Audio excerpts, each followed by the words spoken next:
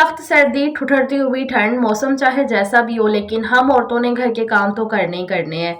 सबसे मुश्किल लग रहा होता है सर्दियों में कपड़े धोना और सर्दियों के इन छोटे दिनों में भी सारे कामों को इजीली मैनेज करना बिल्कुल स्ट्रेस फ्री तरीके से। मुश्किल तो है लेकिन हमने ही इनको आसान बनाना है अपनी कुछ आदतों से, कुछ तरीकों से कि कैसे हम अपने बच्चों को संभाल भी सके और अपने पूरे दिन के कामों को भी इजीली स्ट्रेस फ्री तरीके से मैनेज कर सके। आज के ब्लॉग में मैं आपके साथ कुछ तरीके, कुछ हैबिट्स शेयर करूँगी जिनको अडॉप्ट करके ना इंशाल्लाह आप अपने कामों को ईज़िली मैनेज कर सकेंगे बिल्कुल टेंशन फ्री होके। कुछ मज़े-मज़े की रेसिपीज़ भी होंगी और बहुत सारी गपशप भी कर लेंगे। सो आज का ब्लॉग भी बहुत ज़्यादा इंटरेस्टिंग, इन्फॉर्मेटिव है। आपने बस ब्लॉग को प्लीज़ पूरा देखना है बिना स्किप करे। किसी भी पॉइंट पे आपको आज का ब्लॉग पसंद आए तभी एक लाइक और चैनल को सब्सक्राइब लाज़मी करिएगा। अस्सलाम वालेकुम जी, क्या हाल चाल है? कैसी है मेरी प्यारी सी यूट्यूब फैमिली? अल्हम्दुलिल्लाह जी मैं ठीक हूँ, अल्लाह का करोड़ों बार शुक्र है।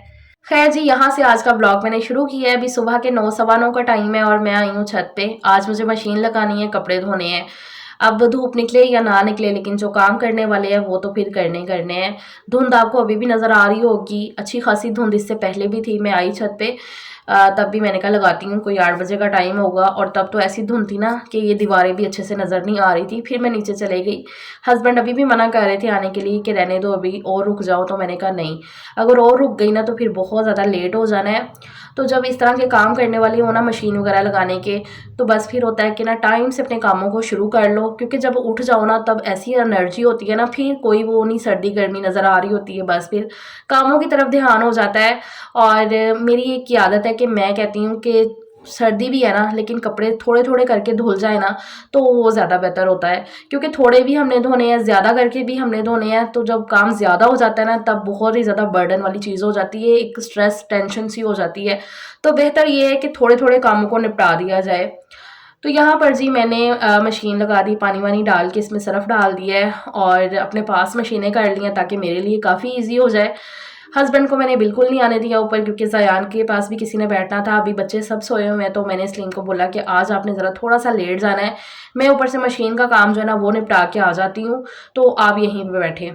अच्छा, मैंने जो है ना आज वो भी उतार लिए थे, सोफ़ों के कवर भी, सोफ़े का जो कवर है वो भी उतार लिया था और फ्रिज का भी कवर मैं ले आई थी। वो सब तो लाई साथ में मैं कलीन भी उठा के ले आई कि आज मुझे कलीन भी धोना है ये वाला, क्योंकि ये ना कलीन काफ़ी गंदा हुआ था। दूसरा ज़यान की तबीयत ख़राब रही है ना तो उसको दवाई वगैरह देते हुए ना तो उसने एक दफ़ा वॉमिट भी कर दी। तब से ना मैंने ये उठा के रखा हुआ था कलीन साइड पे तय लगा के कि इसको अब मैं वॉश करके ना तो फिर ही बिछाऊँगी। तो बस फिर अब क्या करती, मैं उठा के ले आई। हालाँकि जब मैं ऊपर ले आई ना मैंने मौसम देखा, फिर मैंने कहा अब क्या ही कर सकते हैं, क्योंकि कलीन लाज़मी मैं नीचे बिछा देती हूँ हॉल में। बच्चे खेलते हैं ना तो फिर होता है ना कि ईज़ी हो जाता है, वरना ठंडा फ़र्श है ना तो फिर बिल्कुल भी नहीं दिल करता कि बच्चे वैसे बैठें, या खुद भी हम बैठ जाते हैं कुछ भी काम करने के लिए। तो इसलिए ना मैंने बाहर हॉल में लाज़मी मैं बिछा देती हूँ। मेरे पास अभी एक ही ये वाला कलीन है। मैं अब सोच रही हूँ कि एक और कलीन ले लूँगी ना तो उससे फिर काफ़ी फ़ायदा हो जाएगा ना, कि अगर एक बिछाया हुआ है तो दूसरा दूसरा अगर वॉश भी कर दिया ना तो एक तो बिछ जाएगा। तो ख़ैर वो तो अब लेंगे, फ़िलहाल तो मैं ये अब ले आई थी, गीला भी हो गया था कलीन। पहले ना इसको मैंने मशीन में धोने की कोशिश की, मेरा ये ज़हन था कि ये धुल जाएगा मशीन में, लेकिन नहीं, मशीन नहीं अच्छे से चल रही थी। फिर मैंने इसको निकाला और हाथ से इसको ना धोना शुरू कर दिया है। और इस टाइम पे हस्बैंड को बिल्कुल पता नहीं था कि मैं कलीन भी धो रही हूँ ऊपर। मेरे माइंड में यही था कि मशीन में धुल जाएगा। इससे पहले मैंने कभी भी वैसे मशीन में धोया नहीं है, लेकिन पता नहीं क्यों मेरे दिमाग में ऐसा चल रहा था कि मशीन में धुल जाएगा, लेकिन ना नहीं अच्छे से चल रही थी मशीन। फिर खैर जी हाथ से मुझे धोना पड़ा। यहाँ पर जी मैंने अच्छे तरीके से सरफ़ डाल के इसको ब्रश के साथ रगड़ लिया था। उसके बाद ये चारपाई के ऊपर ऐसे मैंने डाल दिया है ताकि इसमें से ना पानी अब अच्छे से निकल जाए, जितना भी सरफ़ वाला है। तो वो मैं अच्छे से ज़रा 2-3 बाल्टियाँ इसके ऊपर डाल दूँगी, बल्कि ज़्यादा ही, पता नहीं कितनी बाल्टियाँ मैंने डाल दी। जब तक इसमें से साफ़ पानी ना निकलने लग गया मैं रुकी नहीं। और कपड़े तो आज थोड़े से थे, सिर्फ 2 राउंड के कपड़े थे, तो वो तो जल्दी धुल गए थे। सिर्फ कलीन पे थोड़ा सा टाइम लगा था, लेकिन फिर भी 1 डेढ़ घंटे में मैं ये सब काम करके ना तो फिर नीचे चले गई थी। टाइम से ना कपड़े धोने का काम मेरा ख़त्म हो गया। नीचे आई मैं, तब तक बच्चे भी उठ गए थे, सबके लिए नाश्ता बनाया। हस्बैंड भी जा चुके हैं अपना नाश्ता वाश्ता करके शॉप पे, और मैंने यहाँ पर निकाल ली है खीर। मैं अपना नाश्ता जो ना ये वाला करूँगी। ये अम्मी के घर से खीर आई थी, गजरेला। अम्मी ने न्यू ईयर पे खीर बनाई थी तो वही भेजी। हर बार मैं भी कुछ ना कुछ घर में बनाती होती हूँ मीठा वगैरह, लेकिन इस दफ़ा ना मैं बहुत ज़्यादा कुछ बना नहीं सकी, क्योंकि ज़यान की तबीयत ज़रा थोड़ी सी ऐसी थी, मतलब उसको सँभालने में, और उसको डॉक्टर के पास भी हमें फिर लेकर जाना पड़ा। उसकी आईवी निकलवाई और उसको इंजेक्शन वगैरह तो लग ही रहे थे। फिर हमें चेकअप भी करवाना था, तो इसलिए ना फिर मैं बहुत ज़्यादा कुछ बना नहीं पाई। और अम्मी ने भी कह दिया कि फ़रा तुम कुछ ना बनाना, मैं बना रही हूँ, तो फिर इसलिए। अच्छा, मैंने अपने लिए नान मँगवा लिया था। मैंने कहा नाश्ते में मैं यही खाऊँगी, खीर के साथ नान मुझे बहुत ज़्यादा अच्छा लगता है। किसको पसंद है खीर के साथ नान खाना?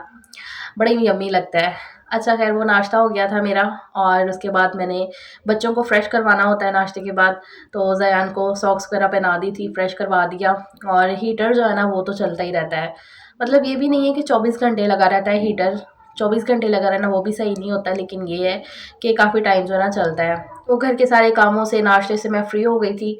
अभी ज़यान के पास बैठी हुई हूँ, इसके साथ ज़रा टाइम स्पेंड करती हूँ। आजकल ना हमने ये डिसाइड किया है कि ज़यान के साथ अच्छा खासा टाइम स्पेंड करना है, क्योंकि एक तो उसकी तबीयत अभी ना प्रॉपर वाली ठीक नहीं हुई है। एक होता है ना बिल्कुल प्रॉपर ठीक हो जाना, वो नहीं है। और दूसरा सर्दी है तो बहुत ज़्यादा केयर करनी पड़ रही है बच्चों की।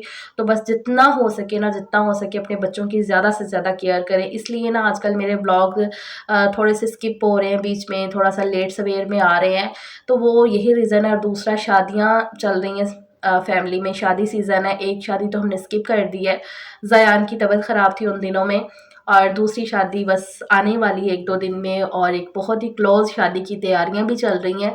तो बस ना इन सारे चक्करों में ना मैं बहुत ज़्यादा बिज़ी हुई पड़ी हूँ आजकल, इसलिए व्लॉग मेरे थोड़े से इधर-उधर हो रहे हैं। तो सॉरी फॉर दैट यार, इसके लिए मैं क्या ही करूँ। बाकी ये है कि घर के काम वो तो औरत ने बिल्कुल भी स्किप नहीं करने होते हैं, वो तो बड़े ही ज़रूरी होते हैं। बच्चे, फैमिली फर्स्ट प्रायोरिटी होती है एक औरत की। खैर, ऐसे बच्चों के साथ ज़रा टाइम स्पेंड करते-करते आधे 1 घंटे की रेस्ट मिल गई थी। अभी ये कोई दोपहर के 2 बजे का टाइम हो गया है। तो मैं ना जो फ्रिज का कवर था ना वो मैं साथ ही उतार लाई थी नीचे, उसको मैंने प्रेस करके ना तो लगा भी दिया है फ्रिज के ऊपर। और फिर थोड़ी देर बाद ही मुझे सजीद ने कहा कि मम्मा मुझे ऐसा लग रहा है कि बाहर बारिश हो रही है। तो बस फिर मैं फटाफट से भागी गई हूँ ऊपर।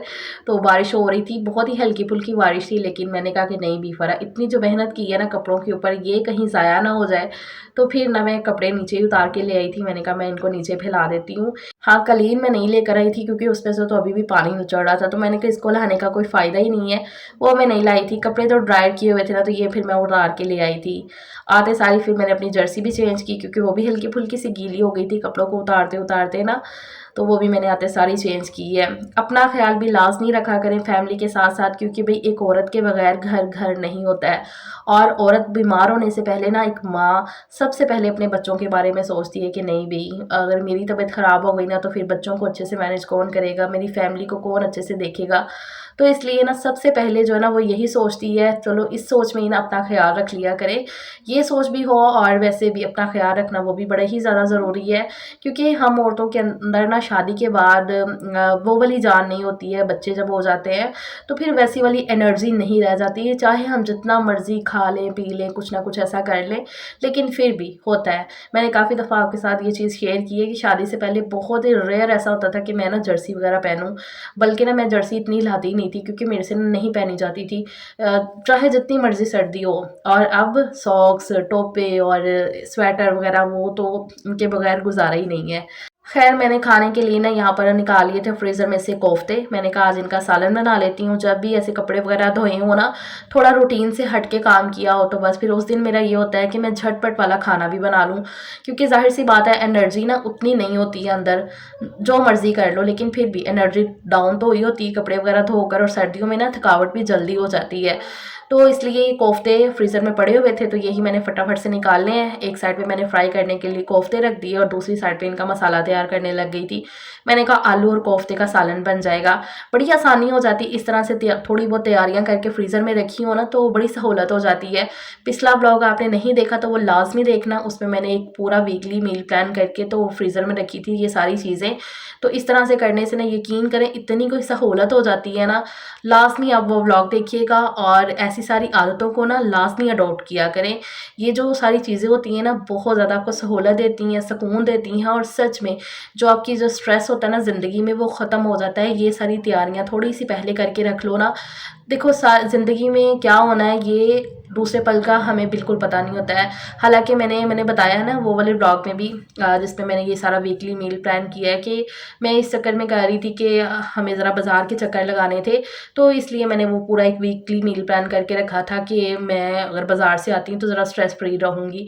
लेकिन फिर ज़यान की तबीयत ख़राब होगी, लेकिन फिर भी उसमें भी काफ़ी जो है ना सहूलत हो गई थी, ये सारी जो चीज़ें ऐसे पड़ी हुई थी। हालाँकि उन दोनों में ना खाना ऐसा नहीं था कि बहुत ज़्यादा कुछ बन रहा है, बल्कि ये बोल लो कि ना के बराबर खाना बना है। अगर एक दिन सालन बन भी गया ना तो वो 2 दिन चला है। ज़्यादातर सेवइयाँ, खिचड़ी इस तरह से चीज़ें बन रही थी। और ऐसा ना तब स्ट्रेस का माहौल था जब ज़यान बीमार था ना कि 10 दिन ना ये बोल लो कि हम मियाँ-बीवी ने अच्छे से कुछ खाया पिया ही नहीं है। मतलब सुकून बहुत मैटर करता है आपकी ज़िंदगी में। जब भी अल्लाह से कुछ भी मांगो ना अपने लिए, अपनों के लिए, तो सबसे पहले सलामती और सुकून मांगा करें, उसके बाद बाकी सारी चीज़ें। क्योंकि अगर सेहत और सुकून है ना तो फिर ही हम ये सारी चीज़ों को अच्छे से इंजॉय कर सकते हैं, अपनी ख्वाहिशात को पूरा होते अच्छे से देख सकते हैं। और एक माँ बाप के लिए ना सबसे सुकून वाली चीज़ है उसके औलाद का खुश होना, ठीक होना, हंसता मुस्कुराता होना, ये सबसे बड़ी चीज़ होती है माँ बाप के लिए। तो अल्लाह ताला औलाद का दुख किसी भी माँ बाप को ना दिखाए। अच्छा ख़ैर जी, बातों-बातों में यहाँ पर मेरा कोफ़्ते का सालन तैयार हो गया। बड़ा ही मज़ेदार सा आलू और कोफ़्ते का सालन बना था। ज़्यादातर तो मैं अंडे ऐड कर लेती होती हूँ कोफ़्तों में, लेकिन आज काफ़ी दिन के बाद मैंने आलू ऐड किए थे, तो मज़े के लग रहे थे। ये भी साथ में सलाद थी और रोटी अल्हम्दुलिल्लाह से। और उसके बाद मैंने यहाँ पर चाय बनने के लिए रख दी। एक साइड पे चाय हो रही है और एक साइड पे अंडे बॉयल हो रहे हैं। तो जैसे सर्दी है ना तो अंडा लाज़मी ऐड किया करें अपनी डाइट में, चाहे सुबह खा लें, शाम खा लें या सुबह शाम भी खा लें तो सही है। अल्हम्दुलिल्लाह से मेरे घर में भी ऐसा है कि बच्चों के लिए मैं लाज़मी अंडे जो है ना बॉयल कर लेती हूँ, अपने लिए भी। हाँ, ज़यान के लिए ज़रा डॉक्टर ने अभी अंडे उसे मना किए हुए हैं कुछ दिन के लिए कि उसको अंडे अभी नहीं खिलाने हैं, ना ही फ्राई करके ना ही बॉयल करके, तो उसको अभी ज़रा हम थोड़ा स्किप करवा देते हैं। काफ़ी मुश्किल रहा है उसको रोकना, चीज़ों से परहेज़ करवाना, स्पेशली जब उसको आई भी लगी हुई थी, तो बड़ा ही मुश्किल था। लेकिन हर मुश्किल के बाद आसानी है अल्हम्दुलिल्लाह से। खैर जी, इस तरह से ना मेरा पूरा दिन एक स्ट्रेस फ्री तरीके से गुज़र जाता है अपनी ही कुछ आदतों की वजह से। बस ज़िंदगी में सुकून होना चाहिए, बाकी सारे ये कामों की ऊँच-नीच वो तो इंसान देख ही लेता है। सो दैट्स इट जी, ये मेरा आज का व्लॉग है। उम्मीद करती हूँ आपको अच्छा लगा होगा, तो फिर लाइक, शेयर, चैनल को सब्सक्राइब करिएगा। अपना ख़्याल रखिएगा। अल्लाह हाफ़िज़।